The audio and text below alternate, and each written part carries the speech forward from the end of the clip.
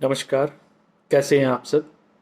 इस वीडियो में मैं बात करूंगा जो कराची में जो ब्लास्ट हुआ है उसके बारे में थोड़ी सी बात करते हैं।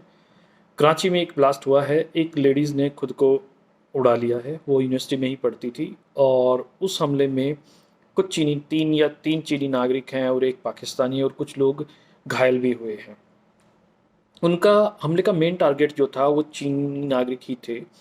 कुछ दिनों से पिछले कुछ दिनों से बलूचिस्तान में जो चीनी नागरिक हैं उन पर हमले तेज हो गए हैं। उनमें से कुछ इंजीनियर पर हमले हुए, ये यूनिवर्सिटी में पढ़ाते हैं। मेन मकसद क्या है हमलों का और जिम्मेदारी किसने ली है?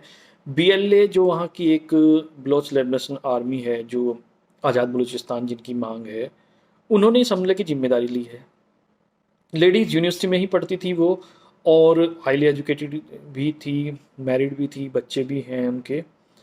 अब हुआ क्या है कि उन्होंने ये कदम किस वजह से उठाया है? इतना बड़ा कदम उठाने का क्या मकसद था? बेसिकली हुआ हो क्या रहा है कि पिछले कुछ दिनों से बलूच लिबरेशन आर्मी बीएलए वाले जो हैं उनके हमले तेज हो गए हैं। उसमें चीनी नागरिक हो या पाक आर्मी हो, भी जो बलूचिस्तान के जो नागरिक हैं वो काफ़ी दिन से उनकी एक डिमांड रही है आज़ाद बलूचिस्तान की। अब कुछ इसके आरोप भारत पे भी लगते हैं कि ये इंडिया उन्हें सपोर्ट करता है। तो देखो, मैं नहीं मानता कि इंडिया उन्हें सपोर्ट करता है। इंडिया ऐसे किसी भी चीज़ को सपोर्ट नहीं करता। अगर उन्हें सपोर्ट करता तो ये बहुत आगे तक बात चली गई होती। इंडिया ऐसे सपोर्ट नहीं करता। अगर इंडिया ने किसी जो ये ब्रह्मदार मुफ्ती थे, 2-4 लोग और थे, उन्होंने यहाँ पे सर मतलब एज ए शरणार्थी यहाँ पे पॉलिटिकल जो लोग होते हैं उनको शरण देने की बात की, लेकिन भारत ने नहीं दी। तो भारत इन चीज़ों में नहीं पड़ता। लोग कहते हैं, पाकिस्तान में कहते हैं कि ये इंडियन एजेंट है। नहीं, ये ऐसा मैं नहीं मानता कि ये वो खुद लड़ रहे हैं और बहुत ही सीमित संसाधनों से लड़ रहे हैं। कोई देश उनको अगर सपोर्ट करता तो ये बात बहुत आगे तक चल जाती। वो जो भी कुछ कर रहे हैं वो अपने जो भी अपने लेवल पे वो कर पा रहे हैं वो कर रहे हैं। अगर उनको कोई सपोर्ट करता तो इस सिचुएशन ऐसी नहीं होती, सिचुएशन बहुत अलग होती। अब ये क्या है कि भारत का कुछ कुछ रूल है कि भाई हम ऐसे किसी को सपोर्ट नहीं करते इन चीज़ों पे। तो ये गलत आरोप है कि भारत इनको सपोर्ट करता है। अगर भारत सपोर्ट करता तो सिचुएशन कुछ और होती। अब बात करते हैं कि इंडिया ने किसी को शरण भी नहीं दी। उनके कोई जो लीडर थे जो बाहर रह रहे हैं उनको किसी ने शरण भी नहीं दी।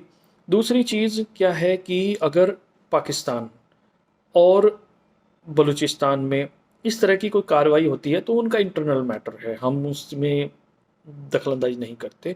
और रही बात मेन चीनियों पर हमले करने की, बात क्या है कि बलूची चाहते हैं कि चीनी यहाँ से चले जाएं और उसका डर कर चले जाएं। और इन इन हमलों के बाद इस बात पर काफ़ी बहस हो जाएगी कि चीनी यहाँ रहेंगे कि जाएंगे। क्या है कि अगर आप कितनी भी सुरक्षा दे लें, लोकल जो लोग होते हैं उनसे आप नहीं सुरक्षा कर पाएंगे चीनी नागरिकों की। कहीं ना कहीं कुछ ना कुछ ऐसा होगा कि जिससे हमला चीनी नागरिकों पर होगा। और ये मैं मानता हूँ कि ये आगे भी जारी रहेंगे, ये कम होने वाले नहीं हैं, ये चलता रहेगा। इनमें कुछ ब्रेक डाउन आएगा लेकिन ये चलते रहेंगे। वो बलोच क्या है कि पिछले 70 साल से कोई उनको सपोर्ट नहीं कर रहा है। कोई हल्का फुल्का कहीं से हल्का फुल्का सपोर्ट मिला है वो एक अलग बात है।